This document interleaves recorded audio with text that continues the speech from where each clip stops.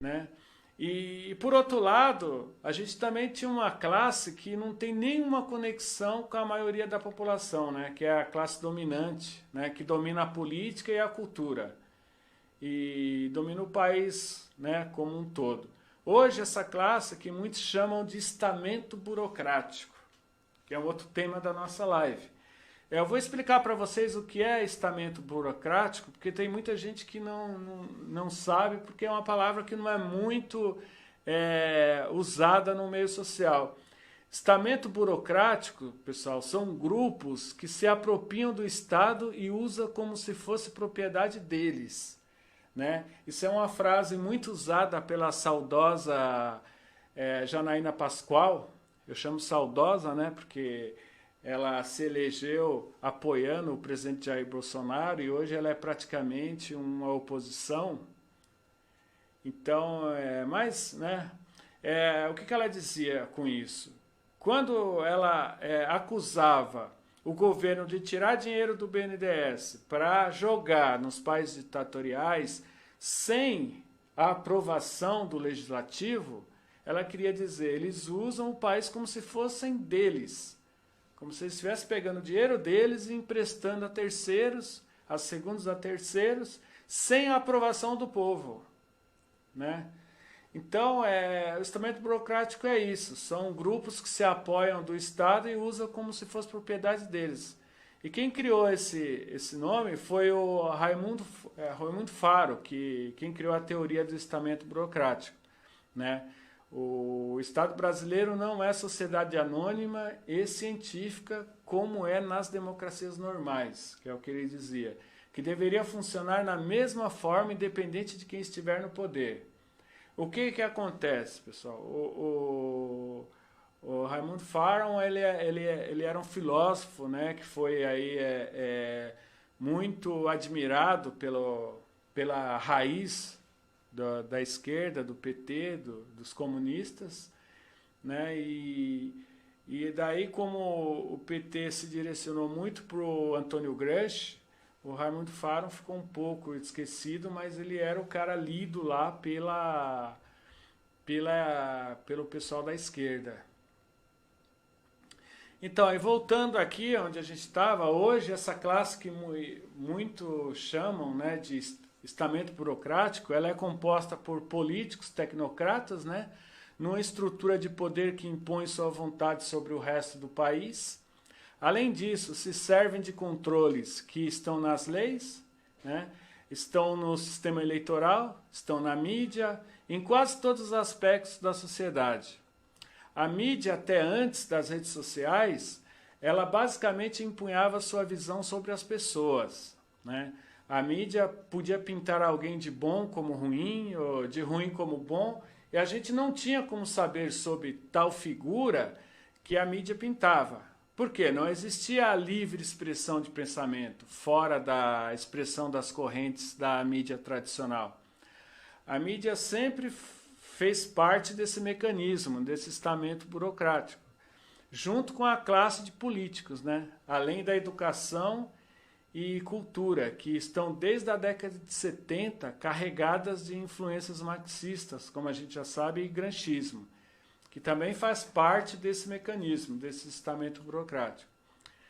Esse mecanismo, quando eu falo mecanismo, pessoal, eu estou falando do estamento burocrático, né? Que é outra maneira, mas é a mesma coisa. Esse mecanismo, o estamento burocrático, que é o que controlou e controla até hoje a política e a gestão pública e a condução do país, todo o sistema eleitoral ele foi criado para que eles mesmos escolhessem os candidatos que iriam concorrer, né, aos cargos e para que subissem aos cargos candidato deles. Eu não sei se vocês recordam, né, quando um deputado escolheu o Tiririca lá na época pelo PR, né? E esse político ele tinha pedido afastamento porque ele tinha sido condenado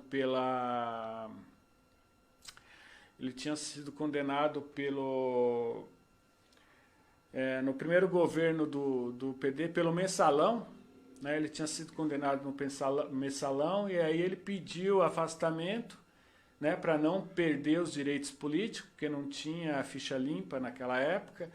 E aí, como você tem os políticos que pegam carona com esses políticos campeões de votos, ele foi o Valdemar da Costa Neto, né, vamos dar nome aos bois. Então ele bancou a campanha do Tiririca, o Tiririca foi um dos deputados mais votados de São Paulo, e ele, com o mínimo de votação, conseguiu voltar lá para Brasília, né? Conseguiu ser eleito deputado estadual. Aí depois ele roubou de novo, e aí já tinha a ficha limpa, já era válida, já tinha sido aprovada, ele caiu na ficha limpa e não voltou mais ao cenário político pelo voto democrático, né? Hoje ele está atrás das cortinas. Então, boa noite, Cidinha Passos. Meu amigo Bida Ferreira, boa noite aí, Bida.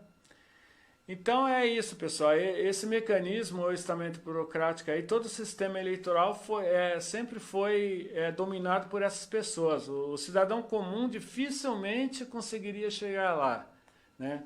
E o que começou a mudar de uns anos para cá, onde o povo começou a se aproximar do ciclo de poder, onde o povo só tinha presença nas eleições. Essa é a verdade.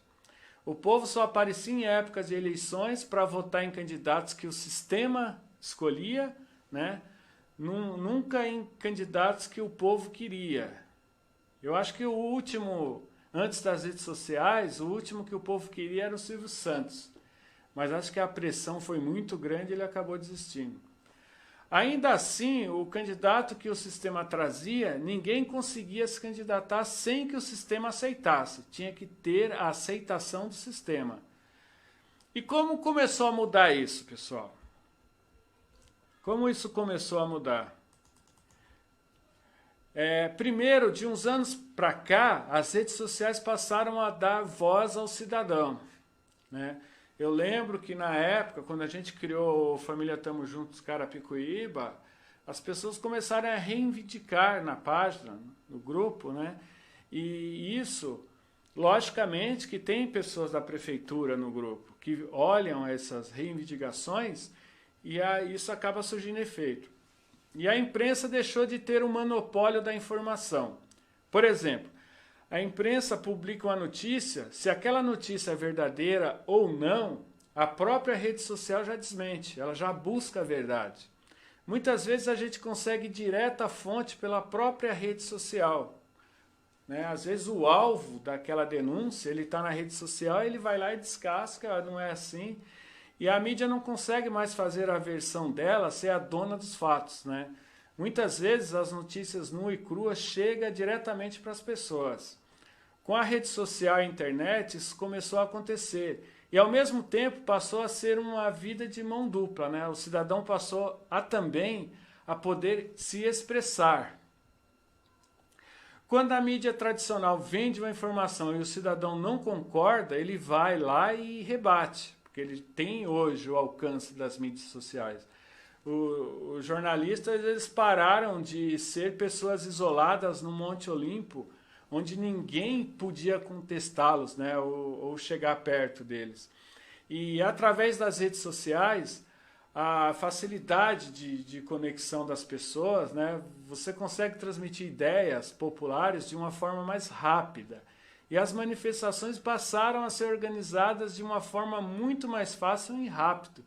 Eu lembro que a gente estava falando das manifestações de 2013, né, que foi a partir dessas manifestações de 2013, mas não sei se vocês lembram também que tinha um encontro dos jovens no shopping, né, que de repente a justiça ela começou a investigar isso e acabou anulando esses encontros, em que eles marcavam em tal shopping, chegava lá, tinha mais de 200 adolescentes no mesmo shopping. Então isso passou a incomodar o sistema. A partir daquele momento, a gente tem questionamentos daquilo que é comum e daquilo que é posto, né? E ao mesmo tempo, o povo começou a oferecer ao sistema aquilo que ele queria. Por exemplo, a gente está nessa live aqui, né? Há 10 anos atrás, a gente só tinha os canais de televisão aberta. A gente não tinha essa força que a gente tem agora de fazer essa live.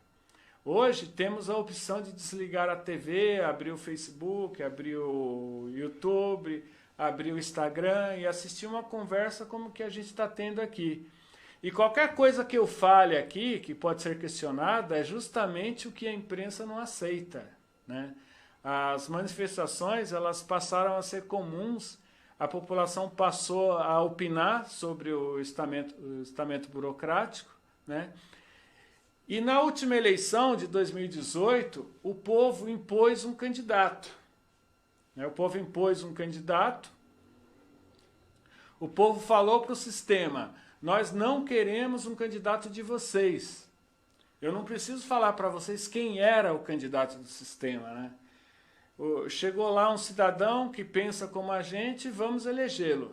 Foi isso que o povo falou através da rede social. As pessoas se identificaram com o candidato e falaram: nós queremos esse candidato. E o Bolsonaro que se vire para arrumar um partido. A maioria do povo já tinha escolhido o Bolsonaro.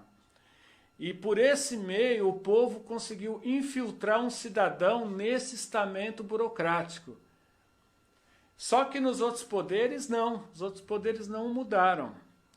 O legislativo, com os deputados eleitos, na grossa maioria pelo sistema proporcional, né, que é a regra da eleição, foi a regra da eleição em 2018, que não representa o voto de ninguém, né? A maioria dos deputados pegaram carona com os campeões de voto, como eu já expliquei aqui, a primeira eleição do Tiririca, que levou de volta o corrupto, né, condenado lá do PR, o Valdemar da Costa Neto. Então muita gente pegou carona nos campeões de votos, né? E também você tem o judiciário lá, o que foram escolhidos pelo PT, pelo PSDB e pelo MDB também, que não entraram por voto de eleição, né? O voto democrático. A gente colocou o presidente goela abaixo do estamento burocrático e o povo conseguiu colocar lá um pouco da sua vontade através do presidente, mas só um pouco.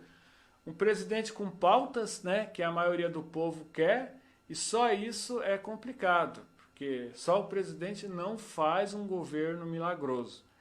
Política é embate, pessoal, de pessoas. Precisamos de pessoas com os mesmos princípios para exercer o poder. Afinal de contas, política é um exercício de poderes. Mudar as pessoas é o nosso objetivo este ano, né? Este ano, nas câmaras municipais dos municípios, não adianta a gente ter um presidente conservador e as câmaras municipais estarem na mão dos socialistas comunistas, né? Como é o caso da nossa Câmara aqui de Carapicuíba, né? Todos, sem exceção, são vereadores de esquerda. Tirar as pessoas que estão a serviço do estamento burocrático e colocar pessoas que realmente estarão a serviço do povo. Não adianta a gente continuar a colocar pessoas que estão a serviço de outros políticos, né, e não a serviço do município. É igual hoje eu vi uma notícia que me causou espanto. Rogério Lins vai criar uma comissão para fiscalizar o gasto, né, do dinheiro enviado pelo governo federal. Cara, para que servem os vereadores? Porque assim, a decisão do senhor Rodrigo Maia, lá da Câmara dos Deputados e Senado, realmente, para o político que gosta de roubar, foi uma mão na roda. Por quê? Você está enviando dinheiro, muito dinheiro, em que eles podem comprar sem licitação. Então você imagina, né? Se não houver uma fiscalização rígida, lógico que muitos prefeitos e governadores vão passar a mão no dinheiro. Mas se você numa cidade, você tem um vereador, a função dele é fiscalizar o executivo, qual a necessidade de se criar uma comissão? Seria a hora do vereador gritar lá do legislativo e falar: opa, não, nós vamos fiscalizar, nós estamos aqui para isso, né? Então a gente precisa tirar as pessoas que estão a serviço do estamento burocrático, tá? Para vencer o mecanismo, o estamento burocrático, nós precisamos entrar dentro dele e trocar as peças, né? Não sei se vocês perceberam aí o primeiro ano do presidente Bolsonaro, tudo que ele tentou, o estamento burocrático barrou. Ele tentou medida provisória, né, para tirar a carteirinha de estudantes gratuitamente, não deixaram, né? A gente sabe que o estudante hoje de faculdade pública, para ele conseguir a carteirinha, ele tem que dizer amém para a Uni e pagar a mensalidade, né? O governo criou a carteirinha gratuita para acabar com essa obrigação. O estamento burocrático foi lá e disse para ele não. Ele fez a medida provisória lá para o 13º Bolsa Família, criou o projeto, o estamento burocrático foi lá e barrou e disse não. Criou medida provisória para acabar com a divulgação dos balanços das empresas, né, em jornal de papel. Eles foram lá e barraram também. Criou a carteira verde e amarela e eles barraram, né? E depois viram que tinha feito porcaria, aí pediu para o governo relançar um novo projeto sobre a carteira verde e amarela. Então você vê que tudo que é contra o sistema deram um não na cara do presidente. Sabe por quê, pessoal? As peças são as mesmas. Vejo mesmo forma lenta, algumas coisas não mudam, né? Nesse primeiro ano do presidente Bolsonaro não tinha poder para exercer o poder. Nesse primeiro ano, muitos deputados investigados e juízes suspeitos, as investigações ficaram paradas. Mas por que ficou parada? Um dos instrumentos principal do presidente no exercício, né, no executivo, quero dizer, que era a Polícia Federal, nunca esteve ao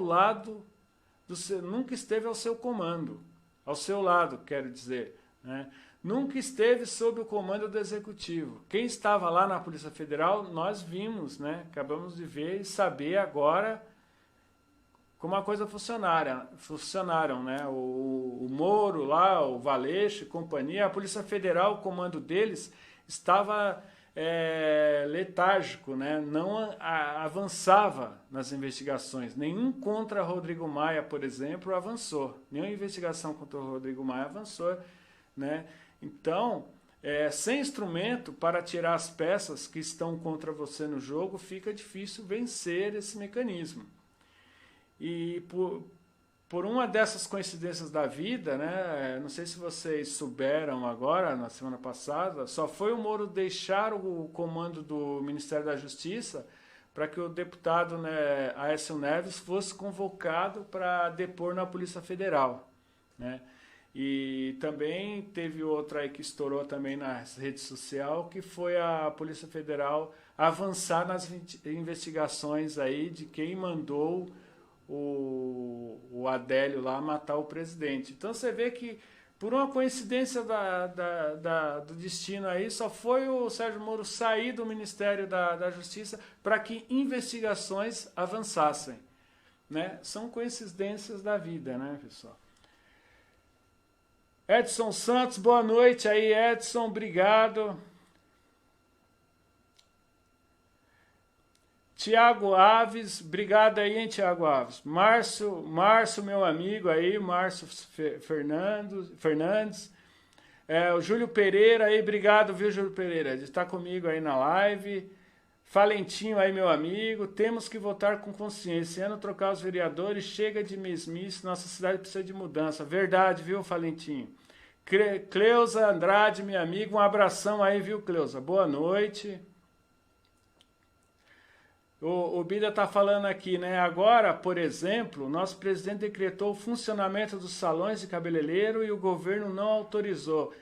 Assim, foi até bom você falar nisso, viu, Bida? Porque eu estou vendo muita gente, né, entrando nessa onda aí do governador de São Paulo e criticando o presidente, mas se esquece que o STF burlou a Constituição, né, porque ele tirou o poder do presidente e delegou aos governadores.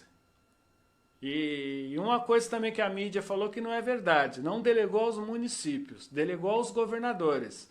Então, hoje, o prefeito que for contra o governador de São Paulo, ele vai sofrer sabotagem aí em questões, né, que eu não vou falar aqui, que isso pode até causar um processo, né, mas o que a gente está vendo aí em Americanópolis, né, o prefeito fez um decreto para que o comércio abrisse, lá só tem um caso de coronavírus, né, num município de 30 mil pessoas, e com leis, lógico, com normas, com todas as normas da OMS aí, para que se abrisse lá os comércios, para que a cidade não pare.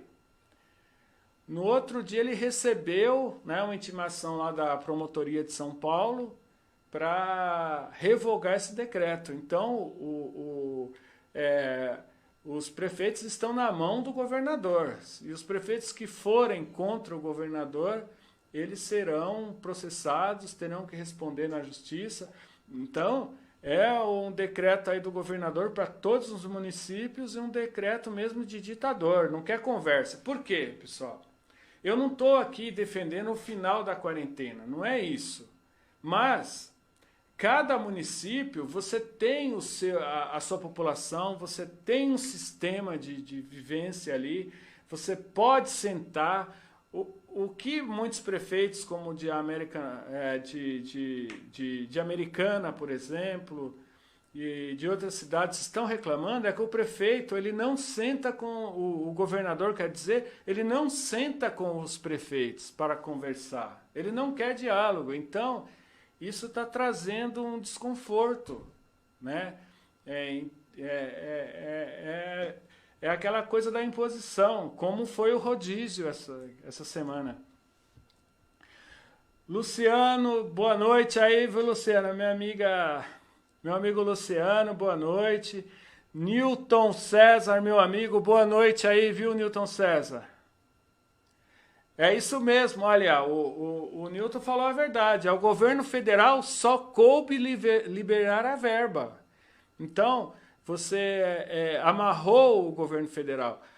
E outra coisa, eu vi um vereador de Carapicuíba falando que o governo ele demorou para agir, o que é uma mentira, porque o governo Bolsonaro ele fez um decreto e mandou para os governadores dia 4 de fevereiro. Ele fez dia 3, dia 4 já estava na mão dos governadores, avisando que o Brasil já estava com o Covid na sociedade.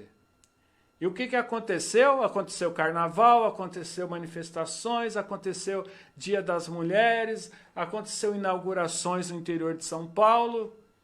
Então, você que não tem que por um acaso não gosta do presidente, você tem que ser pelo menos justo, né, de trabalhar com a verdade. Não criar essa falácia mentirosa, porque tanto é que esse decreto, você pode ir lá na internet procurar. A Folha de São Paulo divulgou esse decreto na Folha de São Paulo, no Estadão, no próprio G1. Então, isso é uma mentira, né? E o cara faz uma live aí e mente descaradamente.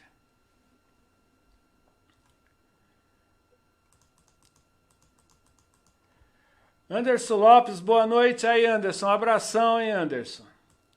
Paizão aí, eu também gosto de tirar essas fotos, viu, Anderson? Que a minha filha também. Darléa, boa noite, viu, Darléa? Obrigado aí, tá junto com a gente aí nessa live. O Bida tá falando aqui, estamos com o presidente, sou patriota. A gente tem que recuperar, né, Bida? Eu já comentei aqui, eu volto a comentar. Há 10 anos atrás, eu estive no Chile, né? O Chile, se não fosse essa epidemia, já estava destinado a ser país de primeiro mundo agora em 2024. Era uma previsão que o pessoal que estuda isso estava fazendo, que seria o primeiro país de primeiro mundo aqui na América do Sul. Porque diferente do Brasil, né, que a gente teve aí na mão depois da ditadura militar, a gente teve na mão de sociais-democratas, né, e sociais comunistas, né, socialista comunista. E o Chile não, o Chile ele alterna, que nem agora tem um governo de direita lá, e outro governo que era Bachelet, era de esquerda.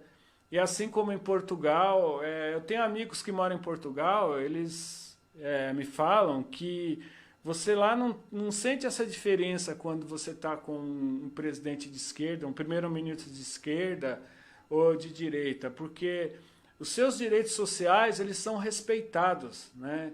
Você precisa de um hospital, as estradas, o saneamento básico, e não é o que aconteceu no Brasil. Então, você sente, sabe, esse impacto. E nós somos um país tão rico, um país que poderia sabe, deslanchar. Para você ter uma ideia, sabe, com toda a honestidade do mundo, vamos ser bastante honesto. O primeiro ano de governo do Bolsonaro, ele deu um salto alto, né, que é o que os progressistas mentem aí, os esquerdistas dizem que não mudou nada. Nós tivemos 1 milhão de empregos novos. O juro da Selic caiu para 3%, sabe? Você tinha muita gente aí que não dava emprego para ninguém, por quê? Porque ele comprava papel do governo, abria empresa para quê? Né? É o que eu sempre digo, o governo do PT, ele era motivado por 3 coisas. O Bolsa Empresário, né, motivação de compras e a questão das construtoras roubando por trás, sabe? Então, falar que o primeiro ano do presidente não teve um salto aí de avanço no país, é você ser desonesto, muita coisa avançou. Mas é como eu expliquei hoje na live, há muita coisa que o presidente tentou aí aprovar, o estamento burocrático, que são os mesmos no legislativo, que voltaram para lá, eles barram. Você não viu o Paulinho da Força disse que se deixasse a Previdência ser aprovada, era a mesma coisa de estar entregando a reeleição para o Bolsonaro? Então ele não está preocupado com o país, ele está preocupado em colocar lá de volta alguém dele, da turma dele.